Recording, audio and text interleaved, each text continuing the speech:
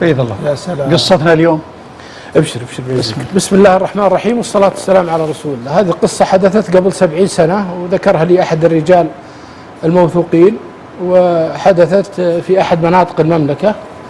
مرأة عمرها 65 إلى 70 جت في سوق نسائي، السوق النسائي فيه الحريم يبيعون بسطات، ولقت لهم 5 حريم، لقت لها 5 حريم من عائلة واحدة.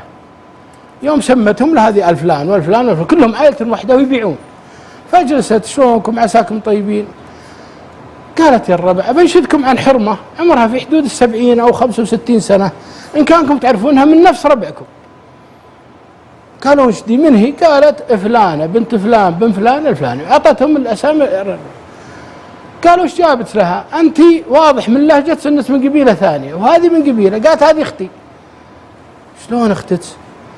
قالت هذه لها قصة، احنا نسويها فلاش باك نرجع.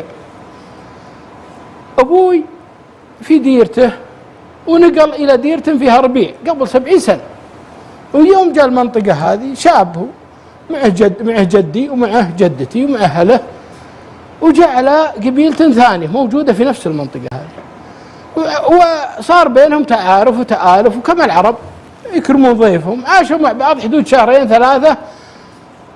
لعل أبوي جازت له، لعل شو اسمه اللي نزلوا عليهم عندهم ولد اسمه جابر، جازت له واحدة من حريمنا، جازت له أمي وخطبها وزوجه أبوي. ويوم خد 9 شهور ويجيب بنت، يوم قعد 3 شهور ويتوفى جابر. واضح؟ أمي جلست عند العرب هذيلا، لكن هلها بيحيلون بيروحون لمنطقتهم في اللي هم جايين منها خلاص. فجتها أم جابر اللي هي قالت البنية هذه اللي جت أنا بربيها وأنت قدامك العمر كله، إن قعدتي يمكن ما يجي نصيب، روحي مع أهلك، وإن بغيتي البنت بنربيها، ومتى ما بغيتي تجين تعالي الله يحييك. قامت أمي وراحت مع ربعها، وهذه ربت البنت أم جابر. عاشت البنت يوم صار عمرها 7 سنوات ولا أمي جاية لها، شافت البنت واطمأنت ولا صحتها زينة وعاشت هذا، رجعت.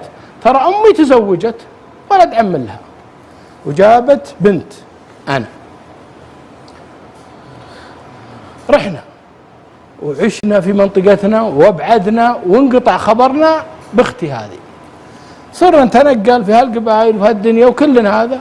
يوم كبرت وصرت أعرف العلم، قالت لي أمي يا بنتي ترى أنا متزوجة واحدة اسمه جابر من القبيلة الفلانية وجبت منها بنت، وهالبنت ترى أخت لس طبعا، إن قدرتي تنشدين عليها لا تدخلي، تراني نشدت ما أدري وين راحت، وأنا طول عمري أنشد. ويوم جيتكم في هالسوق قعداتي هالحريم ومن نفس ربع المرأة هذه نشدتكم تعرفونها فلانة بنت فلانة فلانة سمتها الرباعي، وأنتم في سوق والناس تروح عليكم وتجي.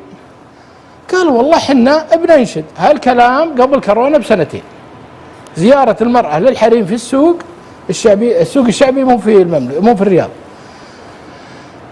قبل شو اسمه قبل كورونا ب2. قالوا والله حنا بننشد وإن حصل شيء تعالي مر علينا. راحت صارت تجيهم كل فترة ها لقيته، قالوا والله نشهدنا ما لقينا، ما أعطينا أحد علم، أعطينا الاسم أعطينا اسم الأبو ما لقينا علم. تقول المرأة انقطعت عن الحريم، خذت لها 1 سنة ورجعت للحريم بعد 1 سنة، وجت تشتري من وحدة بالحريم أغراض. الحرمة اللي شرت منها قالت لها يا فلانة ما انت بالحرمة اللي تنشدين عن اختك اللي عند القبيلة الفلانية؟ قالت ايه؟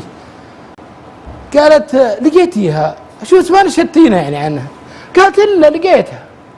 قالت شنو لقيتيها؟ قالت والله سالفة أعبر من اللي جاكم.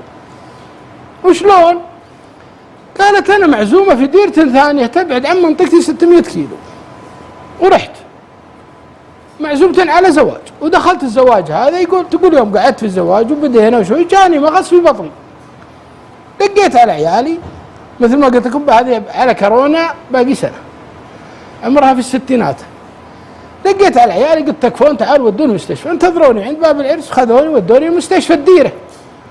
قعدت في الانتظار، تقول أنا جالسة قسم الانتظار في حريم، جابوا واحدة على العربية قاعدة مقابلتني، ما بيني وبينها كراسي، بس والله الذي لا إله إلا هو يوم دخلت هالمرأة وقلبي منهبل عليها.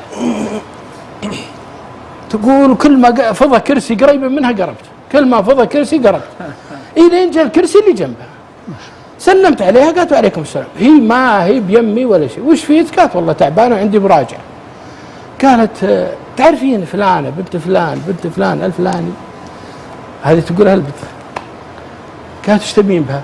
انت من انت؟ قالت ما عليك مني. قالت الا شو تنشديني وتبيني؟ قالت انا اختها وادورها ولي اكثر من 50 سنه ادورها ما لقيت. الله. وترفع برقع هذيك، ترفع المراه هذا. قالت انت صادتك انت فلانه بنت فلان؟ لا. قالت انا اختها. ويتلاقطون في المستشفى وتنضم. صارت اختها تقول والله من دخلت وان قلبي متعلق فيها. سبحان الله. ويتخامون ويتحابون بعد فرقه اكثر من 55 سنه او اكثر، ما يمكن ما شافتها الله. بس على مستوى امها. وشلون انت بوت فلان انت بوت فلان؟ يوم اكدوا كل المعلومات وصراخ المستشفى، جو المستشفى ولا الحرمتين مره.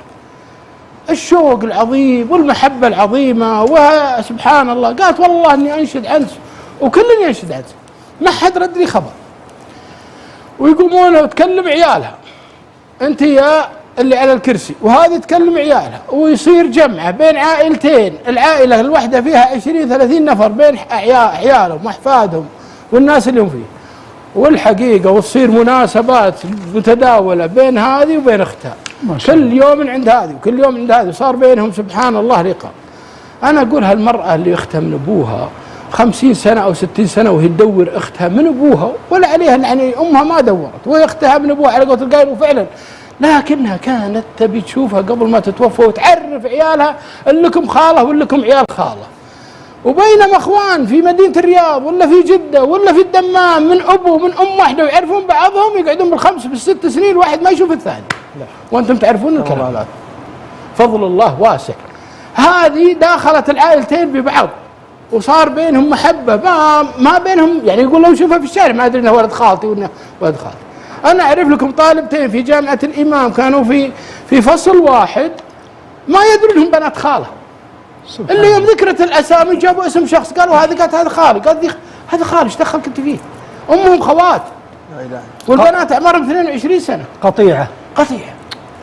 وهذه على عمر 60 سنه تنشد بين هالعربان وبين هالقبائل وبين هالناس، شاده الرحلة منه، من يخبر اختي من يخبر اختي، وهي ما تدري ما شافتها.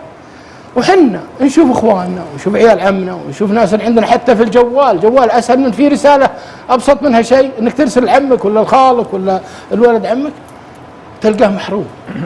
ولذلك فضل الله واسع يا اخوان. انت بالجنه خل هدفك اسمى من انك انت هذا لي ولا لك ولا هذا حقي ولا هذا حقك ولا هذا ورث ولا هذه اختي ما جاتني ولا انا ما جيتها ولا هذه قالت فيني. خل هدفك اسمى. عثمان بن عفان رضي الله عنه من اطول اعمار الخلفاء الراشدين، عمر وصل عمره 73 سنه، توفي عن 73 سنه، الان له 1300 سنه في القبر وعايش على الارض 73 سنه. انت حفره من حفر النار ولا روضه من رياض الجنه؟